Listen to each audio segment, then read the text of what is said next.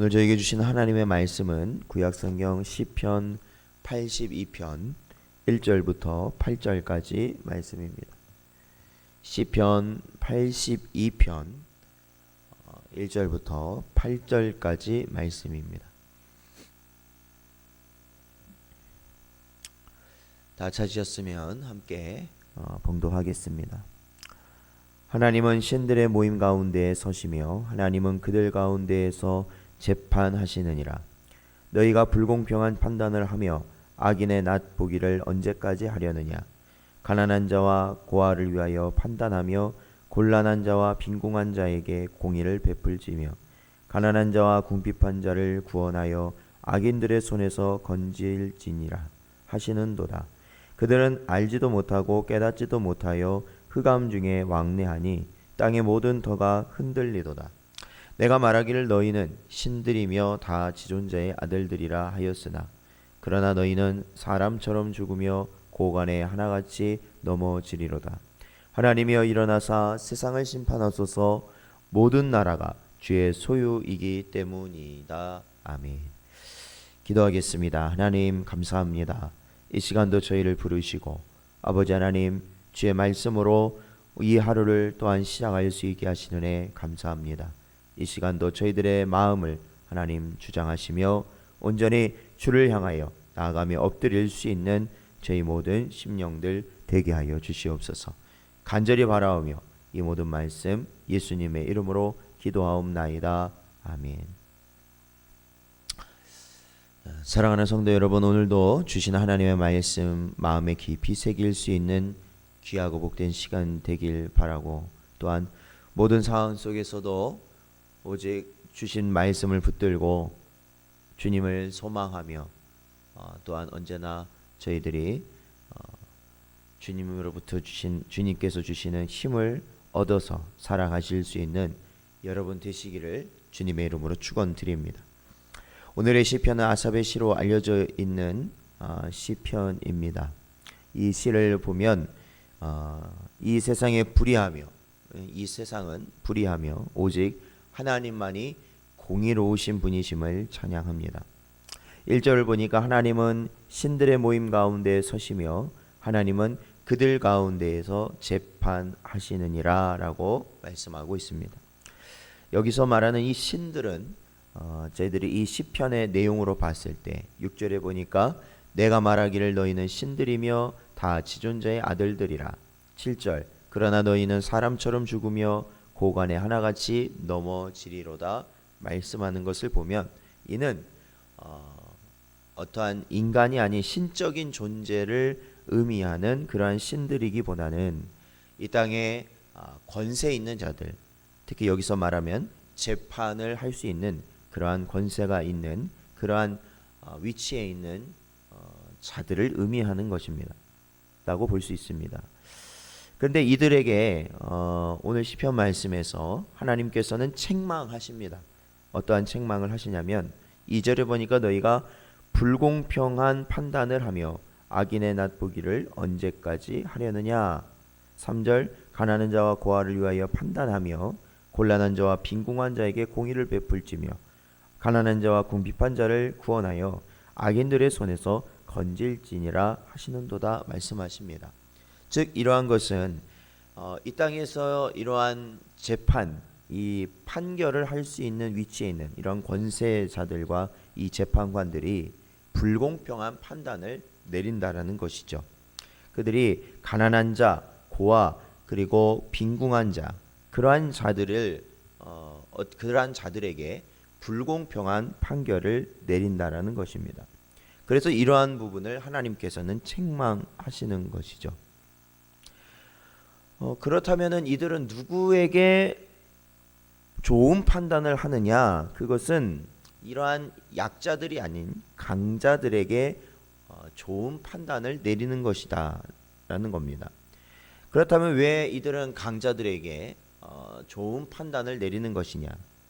그것은 바로 이 재판을 내리는 판결하고 있는 자신들에게 유익이 되는 쪽으로 판단하기 때문에 그렇습니다. 출애굽기 23장 8절에 보면 너는 뇌물을 받지 말라. 뇌물은 밝은 자의 눈을 어둡게 하고 의로운 자의 말을 굳게 하느니라 말씀하셨습니다. 즉 이 출애굽기 23장 8절의 말씀을 보면 이 율법에 기록된 말씀이 무엇입니까? 이 뇌물이라는 것은 결국 어떠한 판결을 내릴 때에 그 뇌물을 준 사람이 어떠한 악한 일을 저지르고 그 사람이 잘못한 일을 저질렀어도 그 뇌물로 인하여서 오히려 그 사람을 유익하게, 그 사람을 선하게, 그 사람의 행동이 맞는 것으로 판결을 나게 하기 쉽다라는 겁니다. 그러므로 오늘날 이 땅에서도 어떤 재판을 내리는 재판관들은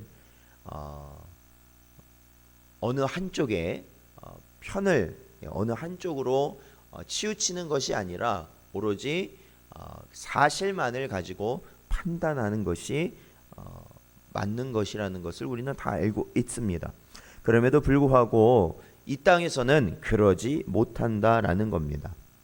이러한 재판장의 위치에 있는 자들, 즉 권세자들은 결국 자신의 유익, 자신의 이익만을 위하여서 판단을 내리게 되고, 그러므로 약한 자들에게 불공평한 그러한 판단을 내리게 되는 것이죠. 결국에 이것이 어떠한 모습이냐면 이 세상의 모습이다라는 겁니다. 또한 이는 권세자들이나 재판관의 자리에 있는 자들만을 의미하는 것이 아니라 바로 오늘날 살아가는 저와 여러분, 우리 모두에게 동일하게 적용되는 말씀입니다. 그것은 우리도 역시 모든 많은 순간 우리는 결정을 해야 된다는 것이죠. 판단을 해야 된다는 겁니다. 그러할 때에 우리의 유익이 아니라 오로지 하나님의 뜻을 기준으로 삼고 그 뜻에 합당하게 판단을 내리고 선택해야 된다라는 것이죠. 그러므로 우리 자신이 육신의 소욕을 따라서 결정한다면, 판단을 내린다면 그것은 정의롭지 못한 것이고 공의롭지 못한 것이며 궁극적으로는 하나님의 뜻에 맞지 않는, 하나님이 원하시지 않는 길을 가게 되는 결과를 낳게 된다라는 겁니다. 또한 우리는 이 땅을 살아가면서 기억해야 됩니다. 어떤 것을 기억해야 되냐면 우리가 이 땅에 살아가면서는 절대로 우리가 공평과 정의가 완전히 이루어질 순 없다라는 겁니다. 특히 성도에게 있어서는 분명히 억울할 수 있는 일들이 일어날 수 있다라는 것을 기억해야 되는 것이죠. 우리가 아버지 하나님을 섬김으로 인하여서 또한 우리 주 예수 그리스도를 따라감으로 인하여서 이 땅에서 겪게 되는 그러한 억울한 일들을 분명히 겪게 될 것입니다.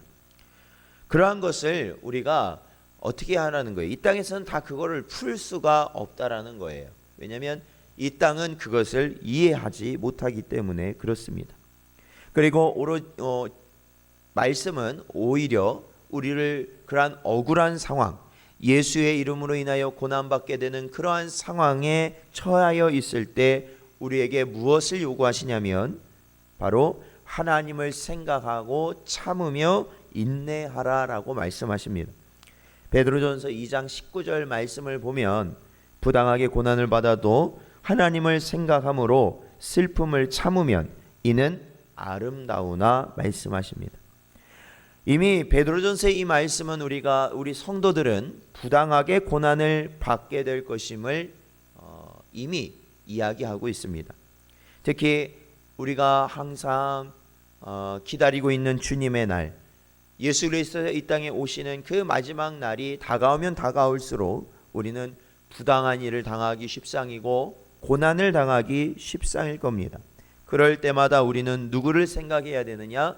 하나님을 생각하며 이 모든 슬픔과 고난을 참아내는 것, 그것이 하나님께서 이 죄된 세상을 살아가는 우리 성도들이 오직 하나님의 뜻을 따라 살아가는 아름다운 모습으로 여기신다라는 것이죠. 사랑하는 성도 여러분, 오늘 하루도 저희들이 이제 금요일인데요, 오직 하나님을 소망하며 살아가실 수 있는 여러분 되시기를 바랍니다.